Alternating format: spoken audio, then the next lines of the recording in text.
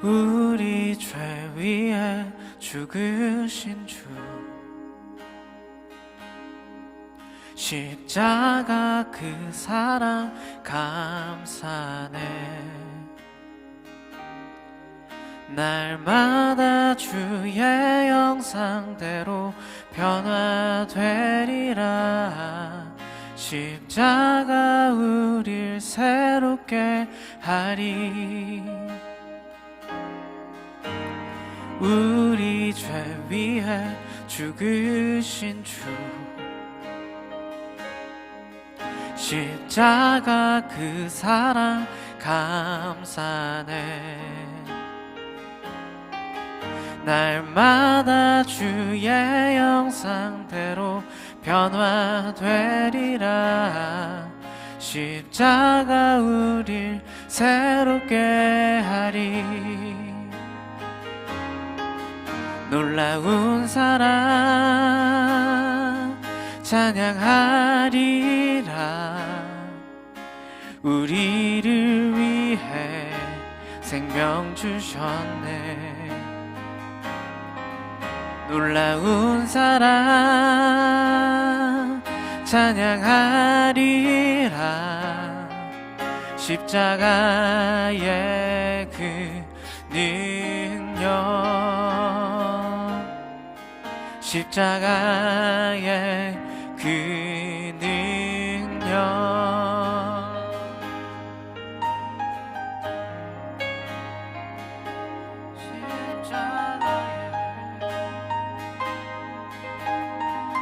다시 한번 우리의 죄를 위해 이 땅에 오신 주님, 우리 죄 위해 죽으신 주, 십자가 그 사랑 감사네. 날마다 주의 형상대로 변화되리라. 십자가 우릴 새롭게 하리. 한 번 더. 우리 죄 위해 죽으신 주, 우리 죄 위해 죽으신 주, 십자가 그 사랑 감사네. 날마다 주의 형상대로 변화되리라. 십자가 우릴 새롭게 하리. 놀라운 사랑 찬양하리라. 우리를 위해 생명 주셨네. 놀라운 사랑 찬양하리라. 십자가의 그 능력, 십자가의 그 능력. 놀라운 사랑 찬양하리라. 우리를 위해 생명 주셨네. 놀라운 사랑, 놀라운 사랑 찬양하리라. 십자가의 그 능력, 십자가의 그 우리 한 번 더 그 놀라운 사랑을 노래합시다. 놀라운 사랑 찬양하리라. 우리를 위해 생명 주셨네.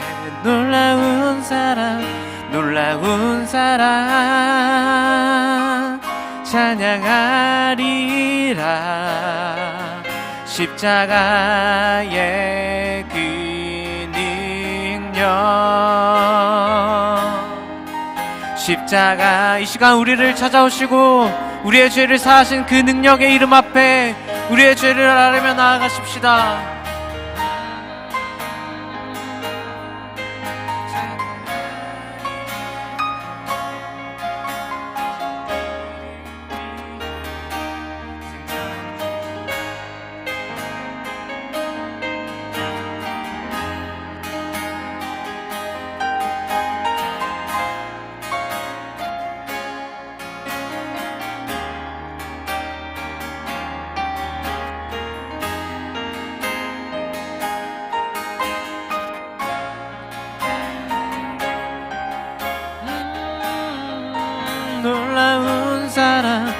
놀라운 사랑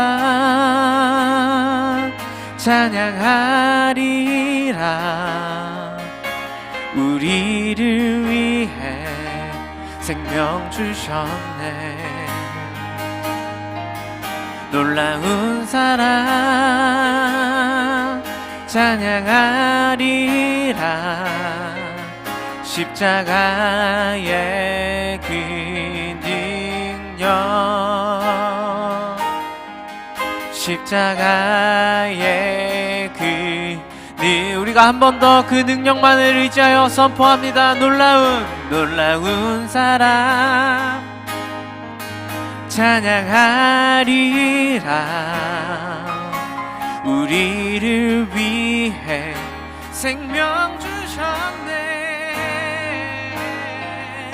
놀라운 사랑 찬양하리라. 십자가의 그 능력, 십자가의 그 능력. 놀라운 사랑 찬양하리라.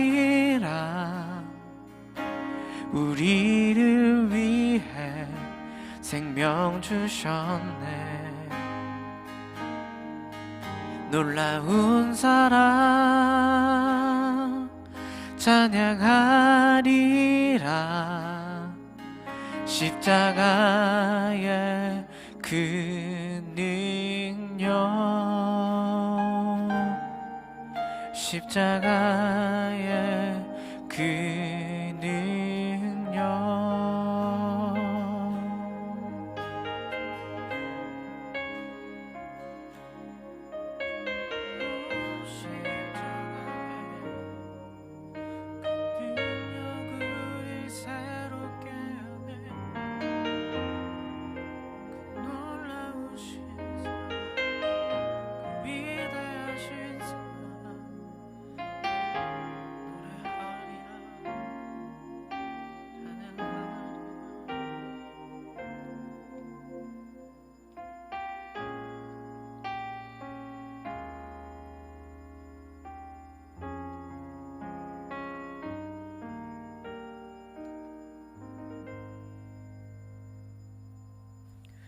다 함께 사도신경하심으로 우리의 신앙을 하나님 앞에 고백하겠습니다.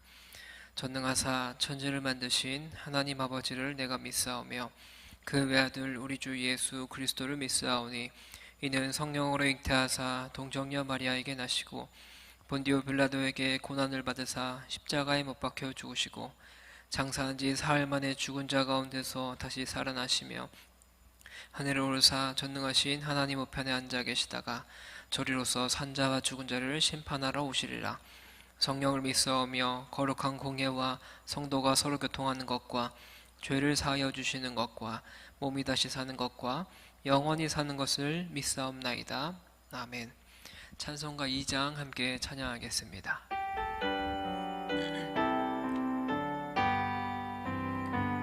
찬양 성부 성자 성령 성삼위일체께 영원 무궁하기까지 영광을 돌리세 영광을 돌리세 아멘. 기도하겠습니다. 사랑이 많으신 하나님 아버지, 너무나 감사드립니다. 오늘 하루도 주님 앞에 나와 함께 하나님 앞에 예배드리게 하여 주심에 너무나 감사드립니다. 하나님, 각자 있는 그 자리 가운데서 하나님을 예배하는 주님의 귀한 청년들을 하나님 찾아가셔서 위로하여 주시고 그들의 상한 마음을 치유하여 주시옵소서.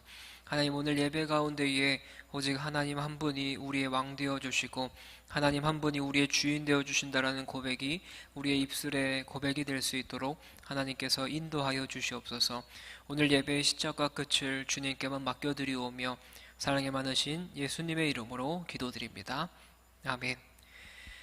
오늘 함께 보실 하나님 말씀은 마가복음 8장 27절부터 9장 1절까지의 말씀입니다. 마가복음 8장 27절부터 9장 1절까지의 말씀을 제가 봉독하겠습니다.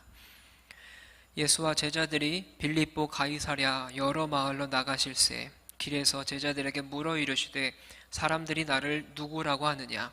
제자들이 여짜와 이르되 세례 요한이라 하고 더러는 엘리야 더러는 선지자 중에 하나라 하나이다. 또 물으시되 너희는 나를 누구라 하느냐?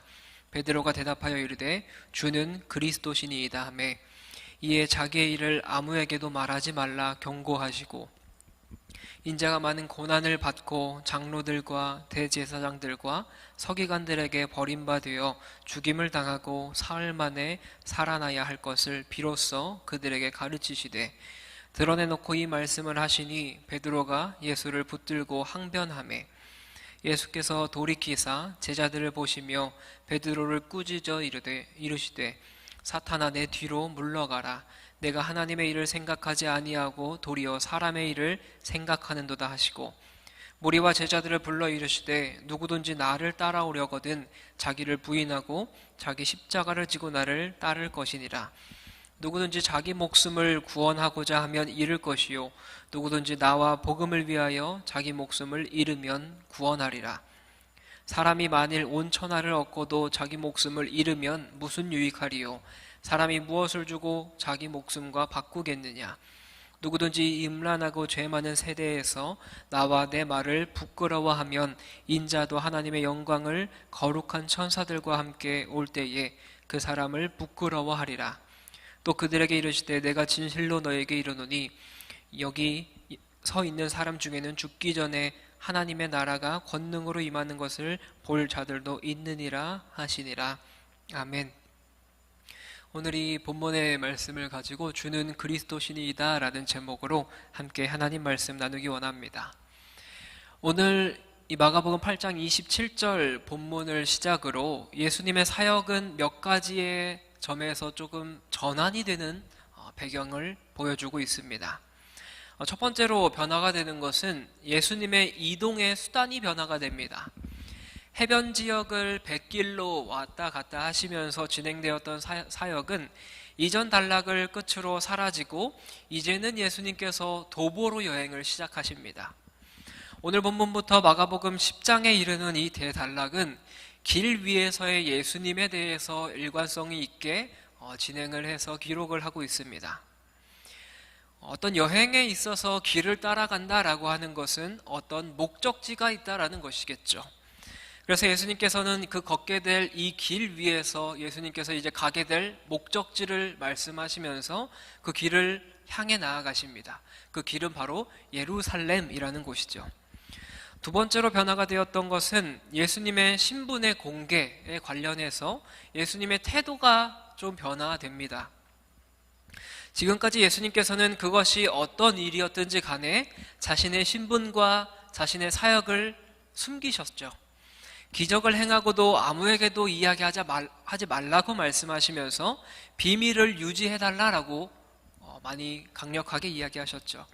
하지만 오늘 본문은 제자들이 예수님의 신분을 밝히 말하도록 유도하고 있습니다. 게다가 예수님께서 걷는 길 그 끝에 무엇이 기다리고 있는지에 대해서도 예수님께서는 이제 드러내놓고 말씀하고 있어요.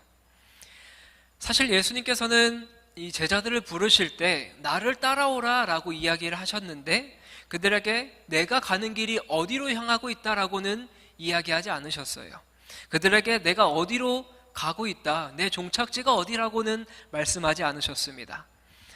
그런데 이제 예수님께서는 그 길 끝에 무엇이 있는지를 오늘 본문에서 이야기를 해주십니다. 마가복음 8장은 이 처음 부분을 좀 살펴보면 물고기 2마리와 떡 7개로 4,000명을 먹이신 사건이 기록되고 있죠. 그 뒤에 바로 이어서 앞을 보지 못하는 맹인을 치유하시는 이야기, 그리고 예수님께서는 이 사건들이 전개되는 과정 중에서 자기 자신이 누구인지를 제대로 깨닫지 못하는 제자들에게 답답한 마음을 토로하셨습니다.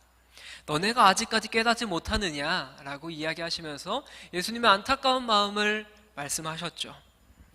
그러면서 제자들에게 주의해야 될 것, 바리새인의 누룩과 헤롯의 누룩을 주의해야 된다라고 길게 설명하시면서 이들이 이것을 이해하지 못할까봐, 알아차리지 못할까봐 풀어서 설명까지 해주셨어요. 이런 이야기 뒤에 오늘 본문이 기록되고 있습니다. 예수님의 신분에 대해서 예수님께서는 질문을 하시는데, 그 질문은 예수님께서 길에서 제자들에게 질문하십니다. 길이라고 하는 것은 마가복음 처음에서부터 어떤 단순한 지형적인 정보를 넘어서 중요한 신학적인 의미를 담고 있는 단어가 이 길이라는 단어입니다. 마가복음 1장에서 예수님은 주님의 길을 걷는 사람이다라고 암시가 되고 있죠. 이어서 세례 요한이 등장할 때 그는 요한 뒤에서 그를 따라 걷는 이로 기록이 됩니다. 그리고 사역 시작과 동시에 예수님께서는 갈릴리로 나아가서 제자들을 부르시면서 나를 따라오라 라고 하셨습니다. 그리고 제자들 파송 역시 어떤 길을 떠나는 것이라고 예수님께서 제자들에게 말씀하셨어요. 그럼에도 예수님께서는 제자들에게 그와 함께 걷는 그 길 끝에는 무엇이 기다리고 있을지에 대해서는 말씀해 주시지 않으셨습니다. 사람들이 자기 자신을 누구로 이해하고 있는지를 예수님께서는 궁금하셨어요. 그래서 길이라고 하는 그 장소에서 제자들에게 물어보십니다. 오늘 본문의 27절에서는 예수님께서 제자들에게 이렇게 질문하세요. 오늘 본문 27절입니다. 예수와 제자들이 빌립보 가이사랴 여러 마을로 나가실새 길에서 제자들에게 물어 이르시되 사람들이 나를 누구라고 하느냐? 예수님께서는 어떤 조심스러운 마음과 안타까운 마음을 토로하셨음에도 불구하고 제자들의 마음이 조금은 들떠 있었던 것 같아요.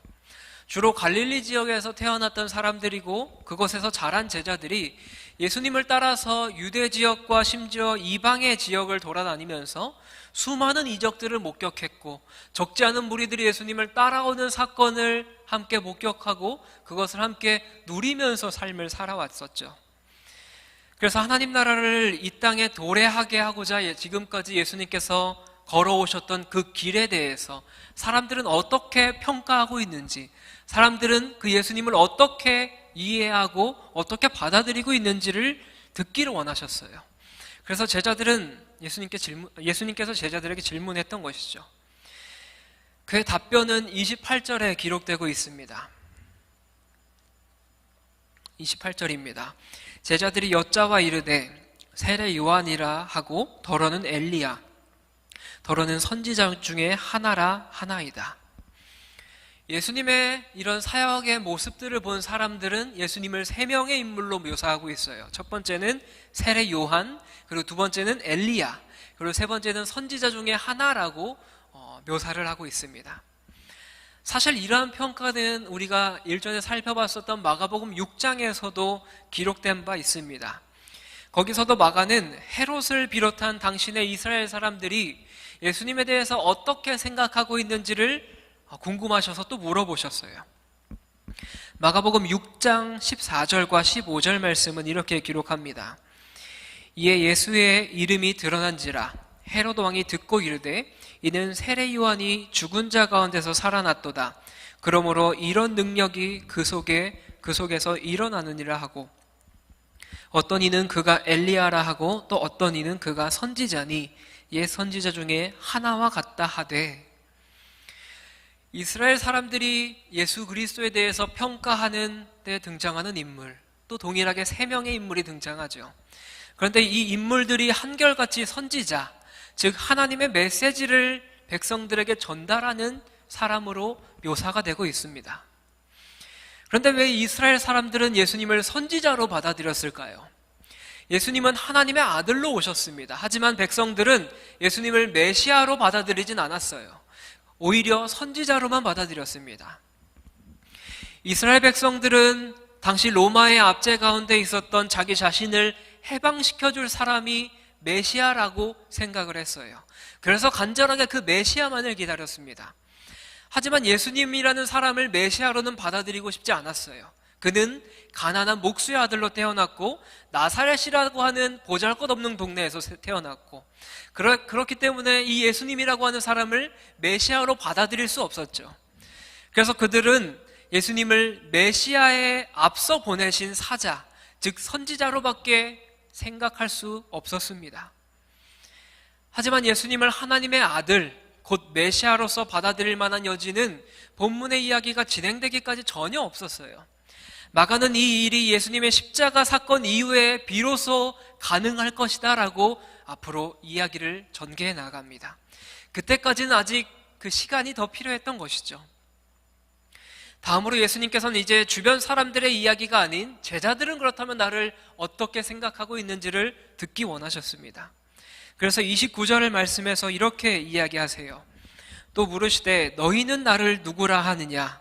베드로가 대답하여 이르되 주는 그리스도시니이다 하매. 예수님의 질문에 베드로라고 하는 제자가 이렇게 대답하죠. 주는 그리스도십니다. 같은 장면을 기록하고 있는 마태복음 16장 16절은 이렇게 기록합니다. 시몬 베드로가 대답하여 이르되 주는 그리스도시요 살아계신 하나님의 아들이시니이다. 역시 같은 장면인 누가복음 9장 20절은 이렇게 기록합니다. 예수께서 이르시되 너희는 나를 누구라 하느냐? 베드로가 대답하여 이르되 하나님의 그리스도시니이다 하니. 마태와 마가와 누가의 이야기를 보니까 세 개의 복음서에서는 자신이 기록하고 있는 상황에 맞추어서 이 베드로의 고백을 진술하고 있습니다. 그런데 이 고백의 공통점이 무엇일까요? 이 고백의 공통점은 한결같이 예수님이 메시아다, 그리스도시다라고 고백하고 있다는 거예요. 하나님께서 구약에서 내내 예언하신 하나님의 아들이 바로 예수님이라는 것을 오늘 본문에서 이야기하고 있습니다. 그런데 이 이야기가 제자의 입에서 나왔다라는 것입니다. 베드로라고 하는 이 제자의 입에서 고백되었던 말씀이 주는 그리스도십니다라는 고백이라는 거예요. 이 고백이 너무나 중요한 고백입니다. 마가는 마가복음 1장 1절에서 예수님을 그리스도로 선언한 이후에 계속되는 이야기 속에서 처음으로 베드로라고 하는 사람이 예수님이 그리스도다라고 고백하고 있는 것을 오늘 8장에서 기록을 합니다. 하지만 아이러니하게도 예수님께서는 베드로의 이 믿음의 고백을 들으시고 또 아무에게도 말하지 말라고 말씀하십니다. 오늘 본문 31절은 이렇게 고백합니다. 인자가 많은 고난을 받고 장로들과 대제사장들과 서기관들에게 버림받으어 죽임을 당하고 사흘 만에 살아나야 할 것을 비로소 그들에게 가르치시되. 예수님께서는 베드로가 주는 그리스도십니다 라고 고백했는데 거기에 아무에게도 또 말하지 말라고 이야기하시면서 오늘 본문 31절을 말씀하고 있어요. 이게 무슨 의미일까요? 예수님께서는 자기 자신에 관한 일, 즉 예수님께서 메시아이심을 아직 아무에게도 말하면 안 된다라고 말하고 있는 겁니다. 아직 누구에게도 이 사실을 알게 해서는 안 된다라는 거예요. 또한 예수님께서 조만간 고난을 받아 돌아가셨다가 다시 살아날 것임을 바로 이 시점부터 비로소 언급하고 있습니다. 예수님께서는 왜 이 이야기를 하셨을까요? 예수님께서는 지금까지 본인을 하나님의 아들로 알아차리지 못하는 이 제자들 때문에 안타까워하셨습니다. 너희가 아직도 깨닫지 못하느냐라고 이들에게 이 안타까운 마음을 토로하셨죠. 아직도 깨닫지 못하느냐고 이들을 또 꾸짖기도 하셨습니다. 그런 상황에서 베드로는 이제 믿음의 고백을 합니다. 주는 그리스도십니다. 이 고백을 들으신 예수님은 얼마나 기뻤을까요? 그 제자들이, 그렇게 알지 못하던 제자들이 이제 예수님이 메시아라는 것을, 그리스도라는 것을 알게 되었는데도 불구하고 예수님께서는 아무에게도 말하지 말라고 합니다. 예수님께서는 이것을 이제 세상에 널리 퍼뜨려야 되지 않을까요? 내가 그리스도고 내가 메시아라는 이 사실을 널리 퍼뜨려야 되는데 아직 말하지 말라고 말합니다. 아직 때가 아니기 때문입니다. 내가 메시아라는 것을 아직 알릴 때가 아니기 때문에 조용히 하라고 말하고 있는 거예요. 왜 그럴까요? 그 이유가 무엇일까요? 이전에 반드시 있어야 될 일이 진행이 되어야 되기 때문입니다. 인자가 고난을 받고 십자가에 달려 죽으셨다가 부활해야 하는 그 일이 아직 남아있기 때문이에요. 제자들은 예수님께서 그리스도로서 적을 물리쳐서 어떤 물리적인 승리를 가져오시리라고 기대를 했습니다. 하지만 예수님은 인자로 오셔서 고난과 죽음을 겪고 마침내 부활하실 것이다라는 것을 예고하고 있어요. 예수님께서는 베드로가 말한 위대한 신앙 고백을 뒤로 한 채 바로 당신께서 이제 걸어가야 될 길에 대해서 설명하십니다. 내가 이제 걸어가야 될 길은 이거다. 고난당하고 죽음당해서 다시 사흘 만에 부활해야 될 것. 이것이 내가 앞으로 가야 될 길이다라고 말씀하고 있는 거예요. 이렇게 말씀하신 예수님께 베드로가 보인 반응이 좀 놀랍습니다. 그의 반응은 행동과 말로 표현돼요. 예수님께서 그가 가는 길에 무엇이 기다리고 있는지를 이제 대놓고 설명하십니다. 드러내놓고 설명하시자 베드로는 예수님을 붙들고 항변하기 시작합니다. 32절의 말씀을 보니까 베드로가 예수님을 붙들고 항변한다라고 기록해요. 그런데 이 32절의 말씀을 원문으로 보면 분위기가 사뭇 다릅니다. 항변하다라는 이 단어의 의미가 책망하다, 질책하다, 비난하다라는 의미를 가지고 있기 때문입니다. 베드로가 예수님을 붙잡고 말하는데 본인이 이 일에 대해서 말하지 않으면 안 된다는 것처럼 예수님을 붙들고 강하게 이야기한다라는 거예요. 그런데 마가복음에는 베드로가 무슨 이야기를 했는지는 기록하고 있지 않습니다. 그래서 같은 내용을 담고 있는 마태복음의 말씀을 살펴보면 이렇게 기록하고 있어요. 마태복음 16장 22절 말씀입니다. 베드로가 예수를 붙들고 항변하여 이르되 주여 그리 마옵소서 이 일이 결코 주께 미치지 아니하리이다. 이 문장을 문자 그대로 본다면 예수님께 이러한 흉한 일이 일어나지 않을 것을 바라는 듯한 베드로의 간절한 마음이 느껴지죠. 하지만 원문을 보면 조금 다르게 해석되어져요. 그런 일은 절대 일어날 수 없습니다 라고 말하면서 예수님은 꼬집는 거예요. 예수님을 책망하는 분위기가 지금 베드로가 말하고 있는 분위기입니다. 예수님께서 당신의 고난과 죽음과 부활에 대해서 자세하게 제자들에게 이야기하실 때 베드로라고 하는 이 제자는 아주 강력하게 예수님의 가르침에 대해서 부인합니다. 강력하게 저항하고 있어요. 예수님 이런 말씀하시면 안 됩니다. 그런 일은 절대 일어나서는 안 됩니다 라고 예수님께 책망하면서 큰 소리 치고 있는 거예요. 이런 베드로에게 예수님께서 뭐라고 말씀하십니까? 이 사탄아라고 말합니다. 33절은 이렇게 기록해요. 이 사탄아 내 뒤로 물러가라. 내가 하나님의 일을 생각하지 아니하고 도리어 사람의 일을 생각하는도다. 예수님께서 당신의 제자에게 사탄이라고 이야기하시는 것은 좀 심하다라고 생각할 수 있을 것 같아요. 너무하다라고 생각할 수 있죠. 하지만 하나님의 뜻을 이루어야 되는 예수님께서 그리스도가 가는 그 길을 가로막는 자는 설령 예수님의 제자라 할지라도 사탄과 동일시 될 수밖에 없었습니다. 예수님은 베드로에게 사탄이라고 이야기하시면서 그의 이러한 문제의 반응이 하나님의 일을 생각하는 것이 아니라 사람의 일을 생각한 결과라고 밝혀주고 있어요. 베드로의 기대와 반응이 인간적인 생각일 때 아무리 있을 법한 일일지라도 그것은 하나님의 일과 상반될 수밖에 없는 일입니다. 그런데 예수님께서는 이제 여기서 한 걸음 더 나아가세요. 죽음으로의 길은 그리스도만의 길이 아니라 당신을 따르는 모든 제자들의 길이라고까지 말씀하십니다. 34절과 35절의 말씀을 함께 보겠습니다. 무리와 제자들을 불러 이르시되 누구든지 나를 따라오려거든 자기를 부인하고 자기를 지고 자기 십자가를 지고 나를 따를 것이니라. 누구든지 자기 목숨을 구원하고자 하면 잃을 것이요 누구든지 나와 복음을 위하여 자기 목숨을 잃으면 구원하리라. 제자들은 이제 예수 그리스도에 대한 생각뿐만 아니라 이제 자기 자신들에 대한 인간적인 생각까지 바꿔야 됨을 예수님께서 말씀하고 있어요. 그들의 궁극적으로 기대하는 영생과 권능으로 임하는 하나님 나라는 그리스도의 십자가 길을 가로막아서 확보되는 것이 아니라 오히려 그분의 십자가를 지는 것에 동참할 때 이 일이 우리에게도 함께 동일하게 진행된다라는 거예요. 예수님의 그 십자가 길에 동참할 때 주어진다라는 겁니다. 예수님께서는 분명하게 강조하십니다. 하나님은 사람의 생각이 아니라 당신의 생각에 따라서 당신의 백성을 구원하실 그 계획을 철저하게 지키시고 철저하게 실행시키신다라는 거예요. 메시아 되신 예수 그리스도께서 걸어가실 그 길처럼 누구든지 하나님 나라에 들어가게 될 사람은 반드시 예수님과 마찬가지로 십자가의 길을 걸어가야 된다는 겁니다.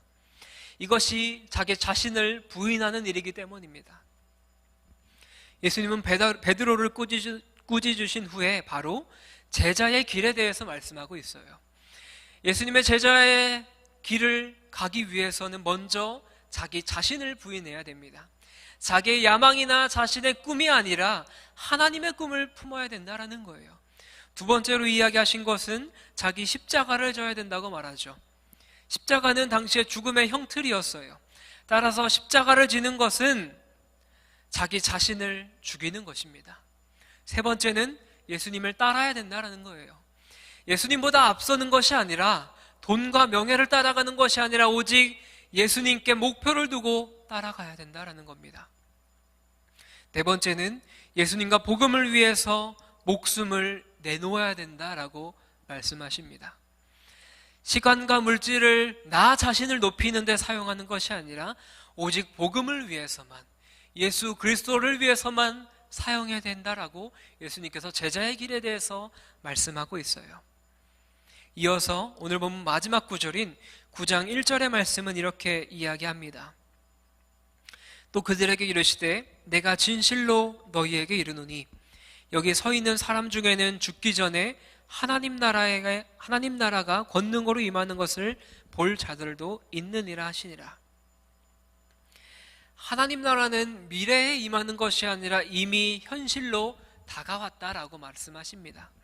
따라서 권능으로 드러나는 그 나라를 현재도 볼 수 있다라고 말하고 있는 거예요. 제자의 길을 실천하는 사람은 이미 하나님 나라를 경험하고 그것을 드러내는 사람들입니다. 예수님은 사람들이 상상할 수조차 없는 참된 하나님 나라를 보여주시면서 그리스도로서 이 땅 가운데 기름 부음 받은 자로 오셨습니다. 우리는 그분을 믿고 따르는 삶을 살아가고 있어요. 예수님이 어떤 분인지 아는 것, 이것이 제자된 길을 따라가는 것의 시작입니다. 예수님은 세상의 권력에 휘둘리지 않으셨어요. 세상의 부를 따라가지 않으셨어요. 세상의 어떤 안락함이나 어떤 평안함을 쫓지 않으셨습니다. 십자가 지는 삶에 대해서 이야기하셨어요. 나를 따라가는 길은, 나를 위해 따라가는 그 길은 십자가를 지며 따라가는 길이다. 제자된 삶을 살아가는 그 길은 십자가를 따라가는 길이다 라고 말하고 있어요. 그것이 생명을 구원하는 길이고 영광의 길임을 확신하는 자가 바로 예수님의 참된 제자임을 믿습니다. 사랑하는 여러분, 말씀을 마무리하려고 합니다. 오늘 본문을 보며 우리가 주목해야 될 사실이 하나가 있습니다. 예수님은 이 땅 가운데 메시아로 오셔서 당신의 계획을 아주 분명하게 예언하시고 그 예언을 분명하게 실행하신다라는 거예요. 당신의 백성을 구원하시기 위해서 고난받으시고 죽으시며 다시 살아날 것에 대해서 말씀하셨습니다. 하나님의 아들로서 당연히 받으셔야 될 환호와 축하와 박수를 받으신 것이 아니라 그것을 마다하시고 하나님 아버지께서 정하신 대로 당신의 목숨을 백성들의 생명으로 바꾸시겠다라는 그 계획 하나만 보고 달려오셨습니다. 하지만 베드로의 입에서 나오는 반응은 하나님의 백성으로 기나긴 세월을 살면서 간절하게 메시아를 바라왔던 당시 유대인들의 생각을 정확하게 보여줬습니다. 우리 앞에 나타날 메시아는 이래야 된다. 우리 앞에 나타날 메시아는 이런 분이다라는 자신들이 가둬놓은 생각에 사로잡혀 있었어요.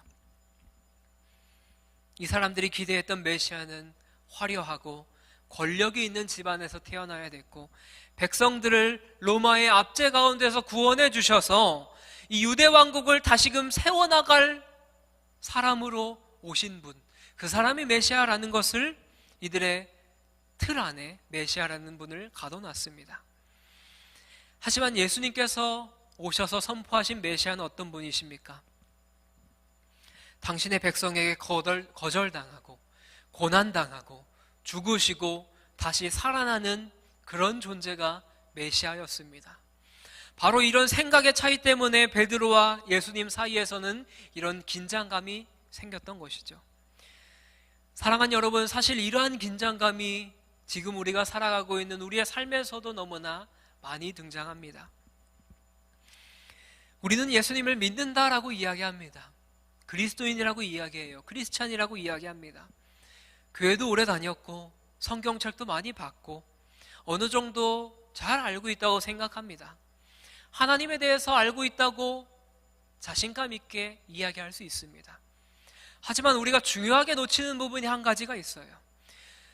우리의 믿음이라는 것이 때로는 우리를 통해서 일하고자 하시는 그 하나님의 뜻을, 하나님의 역사를 방해할 때가 있다는 겁니다.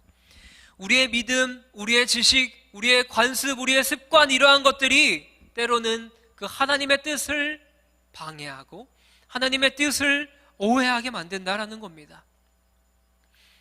하나님의 뜻을 잘못 믿게 만듭니다. 심지어 하나님께서 행하시려고 하는 그 일을 방해까지 할 때가 있습니다. 이런 일들이 우리 안에서 왜 일어날까요? 그리스도인이라고 이야기하는 우리 안에서 이러한 일들이 왜 일어나는 걸까요? 예수님께서 베드로에게 말씀하신 것을 풀어서 이야기해보면 우리가 하나님의 일을 생각하지 않고 도리어 사람의 일로만 생각하고 있기 때문입니다. 내 생각으로만 생각하고 있기 때문이에요. 우리는 어떻게 우리의 믿음과 생각으로 무엇인가를 하려고 할 때 이것이 때로 하나님의 일을 방해할 때가 있다는 그 안타까운 사실이 있습니다. 그렇다면 우리는 어떻게 살아가야 되겠습니까? 우리는 어떤 일이든지 무슨 일이든지 하나님의 관점에서 생각하고 그분의 의지와 계획에 순종하며 그것을 따라 살아가려고 애쓰며 나아가야 됩니다. 예수님의 제자로 살아가기 위해서 예수님께서 말씀하셨던 것처럼 나 자신을 부인하고 십자가를 지고 예수님을 따르고 예수님과 복음을 위해서 목숨을 내어놓는 삶을 살아가야 됩니다. 그 삶이 너무나 어렵겠죠. 그 삶이 너무나 힘들 수 있습니다. 하지만 예수님의 제자로 살아가는 우리면, 그리스도인들이라면, 크리스찬이라면 이 길에 예수님을 의지하고 그 은혜로 말미암아 이렇게 살아가야 되는 줄 믿습니다. 그 은혜의 길에, 그 제자된 삶의 길에 함께 동참하기로 다짐한 주님의 귀한 청년들의 삶이 되시길 주님의 이름으로 간절히 축원합니다. 우리 시간 함께 찬양하고 기도하기 원합니다. 우리 시간 함께 찬양할 때는 나의 모습, 나의 소유라는 찬양 함께 하기 원해요. 우리가 삶을 살아가다 보면 내 모습과 내 소유가 중요하다고 생각할 때가 참 많아요. 이게 모든 것이라고 생각할 때가 있습니다. 그래서 이것대로 살아가려고 하고 내 의지로 살아가려고 하고 내 힘으로 살아가려고 할 때가 참 많습니다. 그럴 때 하나님의 일을 방해하는 역사가 나타나는 것이죠. 그럴 때 하나님께서 역사하시는 그 일을 방해하는 일이 나타나기 마련입니다. 그럴 때 우리가 어떻게 해야 되겠습니까? 이 찬양의 고백처럼 나의 생명을 드리니 주 영광 위하여 사용하여 주시옵소서. 내가 사는 날 동안에 주를 찬양하고 기쁨의 제물 되겠사오니 주님 우리를 받아주시옵소서. 이 찬양의 고백이 우리의 입술의 고백이 되어야 줄 믿습니다. 오늘 예수님께서 제자들에게 베드로에게 알려주셨던 것처럼 예수님의 길을 따라가는 사람들이라면 나 자신을 부인해야 되고 자기 십자가를 져야 되고 예수님을 따라야 된다라고 말씀하셨습니다. 그 길을 따라가는 것이 무엇이겠습니까? 나의 모습과 나의 소유를 내려놔야 되는 것인 줄 믿습니다. 우리 시간 함께 찬양하고 함께 기도하기 원합니다.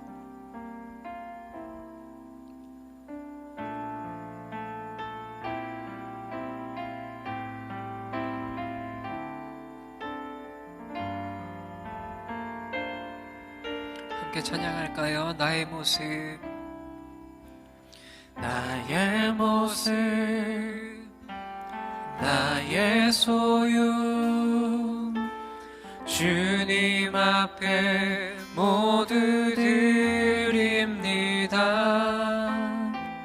모든 아픔, 내 모든 기쁨, 내 모든 눈물 받아주소서. 우리 2절로 찬양할까요? 어제 일과 내일 일도 어제 일과 내일 일도 꿈과 희망 모두 드립니다. 모든 소망 모든 계획 내 손과 마음 받아주소서. 나의 생명을 드리니 나의 생명을 드리니 주 영광 위하여 사용하옵소서. 내가 사는 날 동안에 주를 찬양하며 기쁨의 제물 되리. 나를 받아주소서. 처음부터 찬양하죠. 나의 모습 나의 소유. 나의 모습 나의 소유 주님 앞에 모두 드립니다. 모든 아픔 모든 기쁨 내 모든 눈물 받아주소서. 어제 일과 내일 일도 어제 일과 내일 일도 꿈과 희망 모두 드립니다. 모든 소망 모든 계획 내 손과 마음 받아주소서. 나의 생명을 드리니 주 영광 위하여 사용하옵소서. 내가 사는 날 동안에 주를 찬양하며 기쁨의 제물 되리. 나를 받아주소서. 나의 생명을 드리니 나의 생명을 드리니 주 영광 위하여 사용하옵소서. 내가 사는 날 동안에 주를 찬양하며 기쁨의 제물 되리. 나를 받아주소서. 우리 함께 고백할까요? 우리가 지니 모든 것들을 우리가 지니 모든 것들을 다 주께서 우리에게 주시었네. 몸밖에 드릴 것이 없으니 내 삶을 받아 주소서. 한 번 더 고백할까요? 우리가 지니 모든 것들을 우리가 지니 모든 것들을 다 주께서 우리에게 주시었네. 몸 밖에 내게 드릴 것이 없으니 내 삶을 받아 주소서. 나의 생명을 드리니 나의 생명을 드리니 주 영광 위하여 사용하옵소서. 내가 사는 날 동안에 주를 찬양하며 기쁨의 제물 되리. 나를 받아주소서. 우리 시간 함께 기도하기 원합니다. 사랑하는 하나님, 오늘 하나님의 말씀을 통하여 예수님의 제자였던 베드로가 했던 그 귀한 고백, 주는 그리스도십니다. 주는 그리스도시고 살아계신 하나님의 아들이시다라는 이 고백이 얼마나 귀했습니까? 그런데 이 고백을 뒤로 한 채 예수님께서는 베드로에게 그 이야기를 아무도 하지 말라라고 이야기하시면서 예수님께서 이제 십자가 달려 돌아가실 것에 대해서 이야기하셨습니다.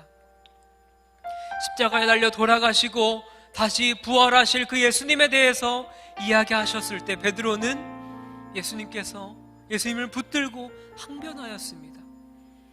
예수님께 그런 일이 절대 일어나서는 안 됩니다라고 이야기하셨어요. 이런 베드로의 모습을 통해 예수님께서는 꾸짖으셨습니다. 이 사탄아, 내 뒤로 물러가라. 너가 하나님의 일을 생각하는 것이 아니라 사람의 일을 생각한다라고 이야기하시며 제자의 길은 이런 것이다 라고 이야기하셨습니다. 제자의 길은 나 자신을 부인하고 내 십자가를 지고 예수님을 따르는 것이라고 이야기하셨습니다. 예수님의 복음을 위해서 목숨을 내놓는 것이라고 이야기하셨습니다. 사랑하는 하나님, 우리의 모습을 이 말씀에 비춰보면 너무나 많이 부족합니다. 우리도 예수님을 믿는 그리스도인이라고 이야기하지만, 예수님을 믿는 크리스찬이라고 이야기하지만, 예수님의 제자라고 이야기하지만 우리의 삶에는 이러한 모습이 참 부족할 때가 너무나 많습니다. 하나님께서 우리를 통하여 역사하실 그 길을 가로막을 때가 있습니다. 그 이유가 우리 안에 있는 사람의 마음 때문입니다. 우리가 하나님의 마음을 품지 않고 사람의 마음을 품으며 살아갈 때에 우리 안에서 역사하실 그 하나님의 일을 방해하는 경우가 너무나 많습니다. 사랑하는 하나님, 이 시간 주님 앞에 우리의 마음과 우리의 뜻과 우리의 생각을 다 올려드리며 나아갑니다. 우리의 뜻을 주님 앞에 다 올려드리고 나아갑니다. 주님, 우리 안에 하나님의 뜻을 부어주시옵소서. 우리 안에 하나님의 뜻으로 채워주시옵소서. 그리하여서 우리가 처해 있는 상황에서, 우리가 있는 가정과 직장과 학교와 일터와 그 모든 곳곳마다 그곳에서 하나님의 역사가 드러나게 하여 주시옵소서. 하나님, 우리 안에 있는 나 자신을 먼저 버리며 나아갑니다. 나를 먼저 부인하며 나아갑니다. 내가 지고 있는 그 십자가를 주님 앞에 들고 나아갑니다. 주님 앞에 나를 내려놓으며 나아가오니 하나님, 오직 하나님의 복음 하나만을 위하여 우리를 사용하여 주시옵소서. 하나님의 뜻대로 살아가기로 다짐할 수 있도록 하나님 우리를 인도하여 주시옵소서. 그러한 이 간절한 마음을 가지고 우리 이 시간 주님 앞에 함께 기도하며 나아가겠습니다. 기도하겠습니다. 사랑하는 하나님, 오늘 하나님의 말씀을 통하여 제자된 삶의 길이 무엇인지를 함께 살펴보게 하시며 감사합니다. 예수님의 제자였던 베드로가 너무나 귀한 고백을 예수님 앞에 했습니다. 주는 그리스도십니다. 주는 그리스도시요 살아계신 하나님의 아들이라고 이야기했습니다. 그렇게 믿음의 고백을 올려드렸습니다. 그런데 예수님께서는 그 이야기를 아무에게도 하지 말라고 이야기하시며 이제 내가 가게 될 그 길 끝에 무엇이 있는지를 말씀하셨습니다. 그 길 끝에는 내가 죽고 사흘 만에 부활하겠다. 내가 고난당하고 죽음으로 인하여 사흘 만에 부활하겠다고 말씀하신 그 예수님의 뜻을 제자들에게 알려주셨습니다. 그때 제자들의 반응은 어땠습니까? 사람의 마음이 가득 차 있었습니다. 예수님께는 그런 일이 절대 일어나면 안 됩니다 라고 제자들이 고백했습니다. 주님, 이러한 고백이 우리의 고백이지 않습니까? 하나님께서 우리의 삶에서 역사하려고 하실 때 내 사람의 마음이 드러나며 내 사람의 생각이 드러남으로 인하여 하나님의 역사를 가로막는 우리의 모습들이 있지 않습니까? 주님의 시간 주님 앞에 회개함으로 나아갑니다. 하나님, 내 안에 있는 죄악된 모습들 다 내려놓게 하여 주시옵소서. 하나님, 내 안에 나 자신을 부인하며 나아가게 하여 주시옵소서. 나 자신을 내려놓게 하여 주시옵소서. 내가 지고 있는 십자가를 지고 나아가게 하여 주시옵소서. 예수님 앞에 내 모습을 다 죽게 하여 주셔서 예수님을 따라가게 하시고 예수님과 복음을 위해서 목숨을 내어놓을 수 있도록 하나님 우리의 삶을 인도하여 주시옵소서. 하나님, 그렇게 살아가기가 너무나 힘듭니다. 그렇게 살아내기가 너무나 쉽지 않습니다. 주님, 그럴 때 하나님께서 우리에게 힘주시고 하나님께서 우리에게 은혜 더하여 주시옵소서. 하나님, 오늘 주님의 은혜가 필요합니다. 하나님의 인도하심과 하나님의 역사하심이 주님의 귀한 청년들의 마음 가운데 너무나 필요합니다.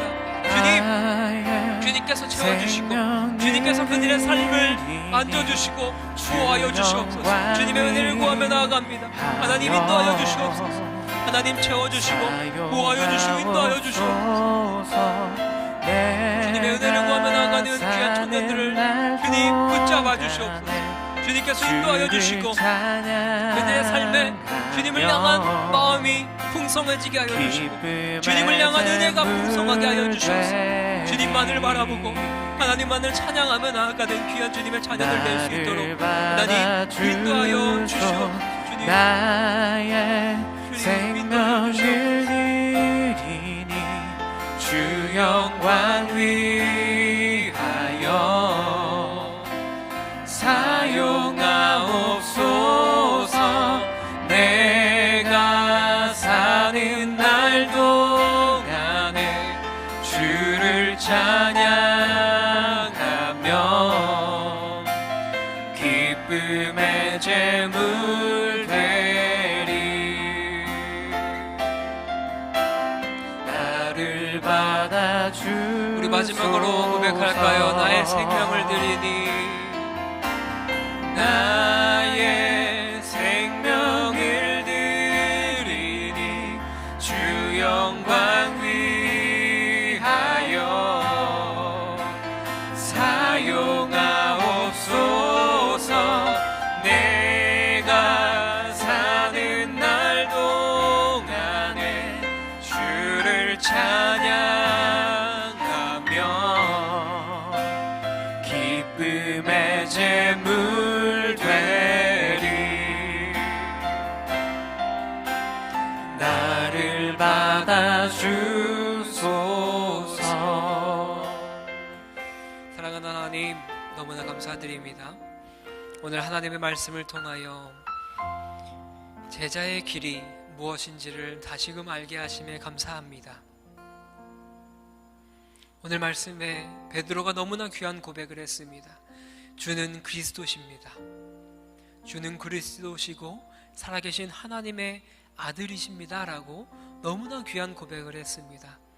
그 고백에 예수님께서는 이제 자신이 가게 될 그 길 끝에 무엇이 있는지를 자세하게 설명해 주셨죠. 나는 이제 고난받을 것이고 죽음을 당할 것이고 사흘 만에 다시 부활하실 것이다 라고 제자들에게 그렇게 이야기하셨습니다. 그때 베드로는 예수님을 붙들며 항변했습니다. 예수님께는 그런 일이 절대 일어나서는 안 됩니다. 이렇게 사람의 마음을 가지고 예수님 앞에 나아가서 이야기를 했습니다. 이 마음이 우리 마음일 때가 너무나 많습니다. 예수님께서는 베드로에게 너가 하나님의 일을 생각하지 않고 사람의 일을 생각한다라고 꾸짖으셨죠. 우리 또한 하나님의 일을 생각하지 않고 사람의 일로만 생각하려고 할 때가 너무나 많습니다. 하나님께서 우리를 통하여 역사하셔서 귀한 은혜의 일을 행하려고 하실 때 주님 그건 아닌 것 같습니다, 하나님 그건 좀 아닌 것 같아요 라고 생각하는 우리의 사람의 마음, 우리의 인간적인 마음이 그 하나님께서 행하실 그 일을 가로막을 때가 너무나 많습니다. 사랑하는 여러분, 우리 이 시간 회개합시다. 하나님께서 우리 가운데 역사하실 그 은혜를 우리가 기대함으로 나아가오니 주님, 우리의 사람의 마음을 내려놓게 하시고 오직 하나님의 마음으로 우리를 채워주시옵소서. 하나님의 마음이 우리를 채워주셔서 우리가 나 자신을 부인하게 하시고 십자가를 지게 하시고 예수님 한 분만 따르게 하시고 복음을 위해 목숨을 내어놓는 우리의 인생이 될 수 있도록 하나님 인도하여 주시옵소서. 그 인생이 우리의 삶이 될 수 있도록 주님 우리에게 은혜 더하여 주시고 주님께서 우리에게 힘과 용기를 허락하여 주시옵소서. 그렇게 일하실 주님만을 기대하며 사랑이 많으신 예수님의 이름으로 기도드립니다. 아멘. 이제는 우리 주 예수 그리스도의 은혜와 하나님의 사랑과 성령의 교통하심이 제자된 길을 살아가기로 다짐한 나 자신을 부인하고 내 십자가를 지고 예수님 한 분만을 따르고 복음을 위해 목숨까지 내어놓기로 다짐한 사랑하는 주님의 귀한 청년들 머리머리 위에 이제로부터 영원토록 함께 있을지어다. 아멘.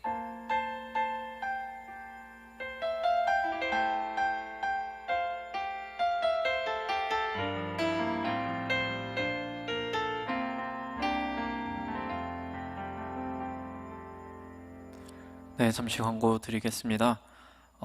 그 전에 우리 유튜브로 함께 하고 계신 여러분 혹시 채팅이 가능하시면 인사해 주시겠어요? 안녕하세요. 네, 반갑습니다. 채팅 가능하신 분들은 우리 인사해 주시면 좋을 것 같아요, 서로.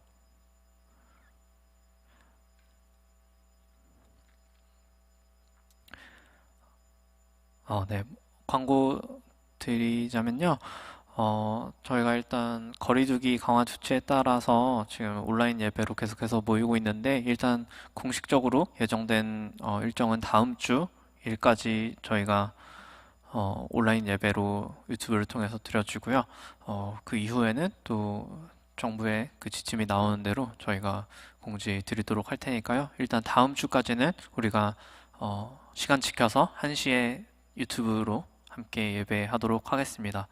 네, 그리고 네, 나무차님 안녕하십니까? 라인 WK 다 닉네임을 쓰신 줄 알았는데 네, 반갑습니다. 누군지는 모르겠지만 네, 닉네임 쓰신 분들은 좀 누군지 밝혀주시면 좋을 것 같아요. 네, 네, 강은영 형님이 계신 다 모르는 분들이 계세요. 다 모르는 분들이 계신데 안녕하십니까? 네, 반갑습니다. 누군지 알려주시면 더 좋을 것 같아요. 네.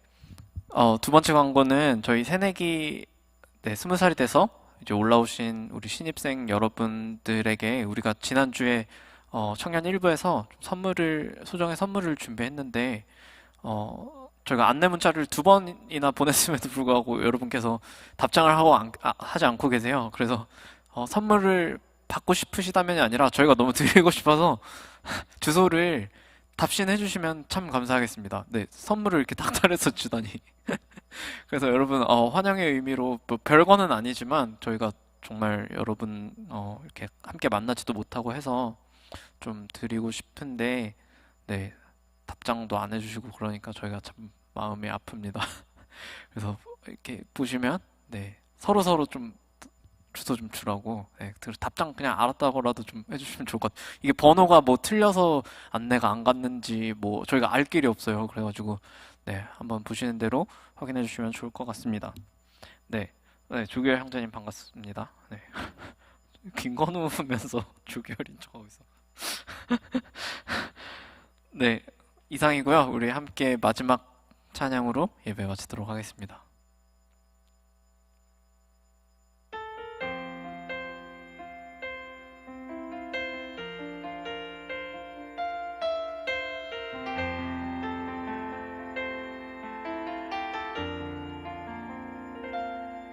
주의 말씀 앞에서 당신은 참된 예배자, 그토록 찾으시던 하나님의 기쁨. 이 세상을 향한 거룩한 생명빛 되어 이 세상을 위한 구원의 소망 되어 영원한 하나님의 나라 함께 세워가리. 주의 부르심 따라 당신의 삶을 드릴 때 세상은 당신 안에서 주의 영광 보리라.